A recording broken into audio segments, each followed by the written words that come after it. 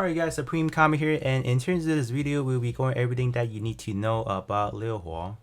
So when we take a look at Liu Huo's kit, it is like we are reading a whole novel, but I'm gonna make things short. We're gonna talk about the most five important things in her kit that makes her really strong.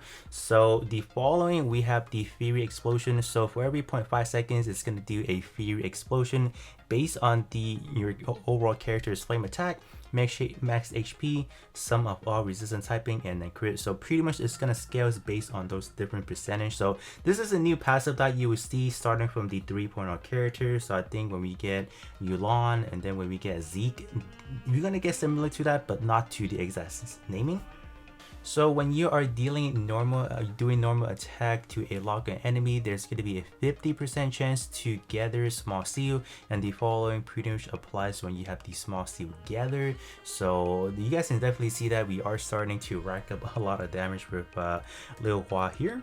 And now up next we have the Spiral Feathers. So when you guys look at her overall model, like her overall character, you guys see that there is like a little feather next to, I think it's like right or left of her head. So this is pretty much what it's doing. So when you are using her weapon, like to do a normal attack on field, she uses one of the counter for every second, right? And if you have her off view, and then it does it for every other 2 seconds, so every other second. So another great way to do more damage.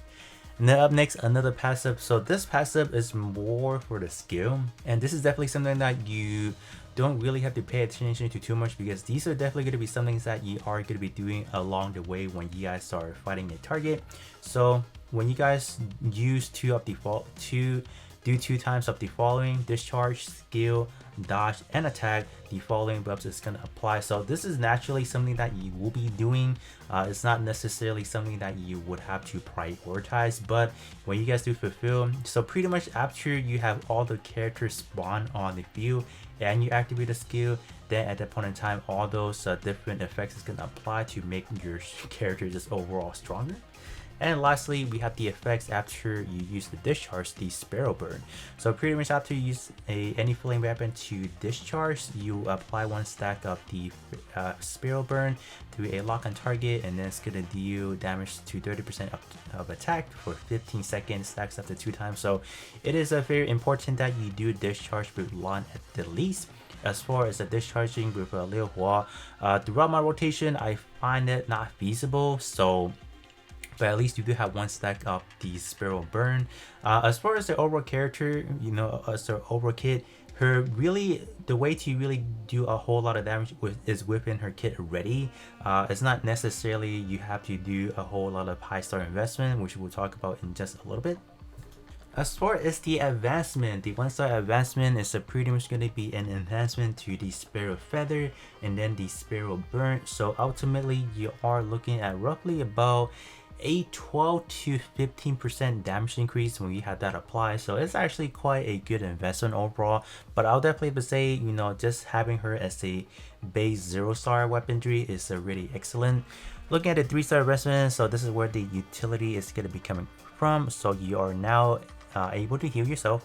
So once you fall below 50% threshold, when you guys are in a team play, for every 0.5 seconds, you will consume your Spiral Feather and heal 1.5 based on your max HP. In solo play, you are able to increase that to 3% until your health is full, or until the Spiral Feather are consumed.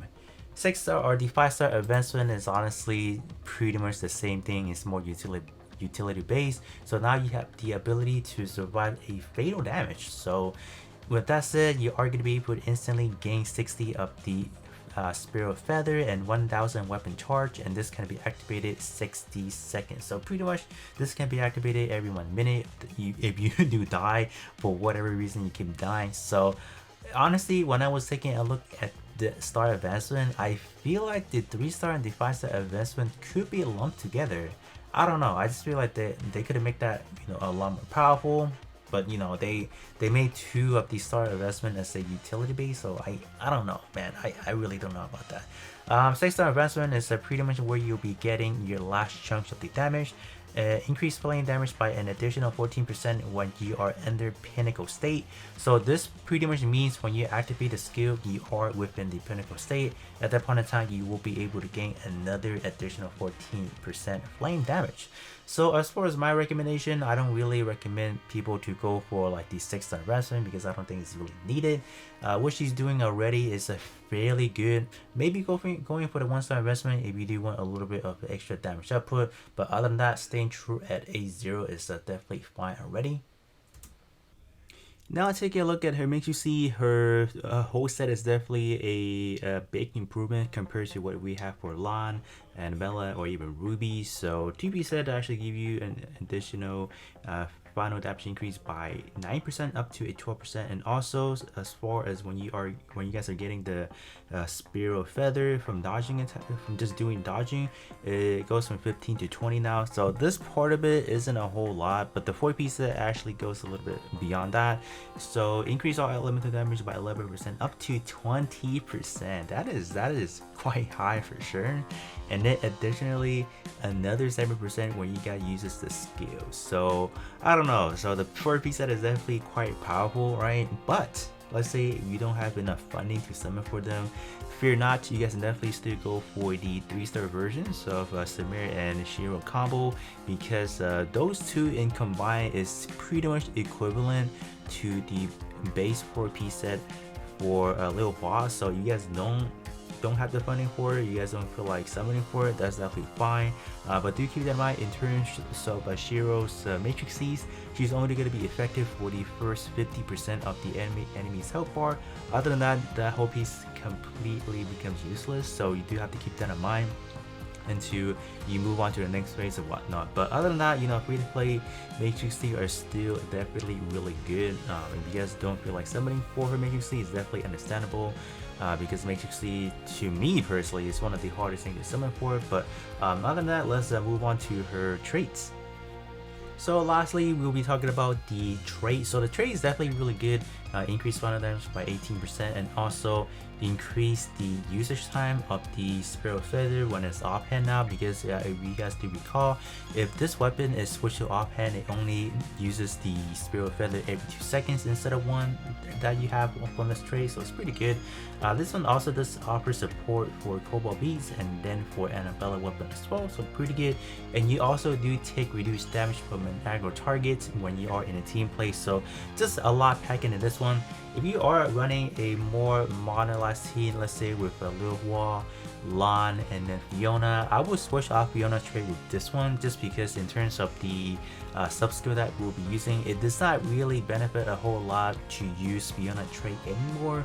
So hence this is why we'll be using this trait instead. Alright, so rotation time. So let's talk about the rotation. So I am using Hydro Focus and then Wellspring for Fiona. So what we did just now, we start off with Fiona's skill, then switch to Lan, and then do one or twice normal attacks before we use skill, because we do want to do a little bit of a pre-stacking before we switch up to Liu Huo and use her skill, right? Because we do want to use those calligraphy. By the time we have 2 stacks ready to go, we can just discharge back into Fiona, use the skill, then discharge to Lan, and then use the skill, and then back into Liu Huo and use the skill again. In terms of the basic attack that I'm using, I'm doing the traditional defy, just the bare minimum normal attacks, dodge attack, and then I do the rotation probably up to 3 times before the bars fill for me to ready to discharge. And then at this point in time, the rotation just pretty much continues itself, so I don't think there's not much of a explanation needed right here. So what I see people do, they do the 2 basic attack, then hold for that. I find that a little bit too cumbersome for my liking, so that's why I'm sticking to the basic normal attack just for simplicity wise, right? I don't know, I think that's pretty much it as far as the rotation, so I might as well just kind of do my outro right here. So Liu Huo being one of the nearest character today, I think she is definitely going to age really well, just because of the fact that she is pretty much low investment oriented. Free ability player can definitely grab her, use her, really easy to use. And then in terms of the majority bulk of her kit, she's offering, you know, numerous ways for you to get you know, XYZ damage going on. So I feel like for, you know, for the inevitable future, she's gonna be fine. The only problem is that if you don't get her to at least a 3 per se, you're not really getting that health recovery. So you gotta make sure when you are doing some hard content, you have like healing to back you up, or like a tank to take those damage for you. But other than that, she's fairly solid, definitely really good for field pace. So definitely do summon for it if you guys do need to.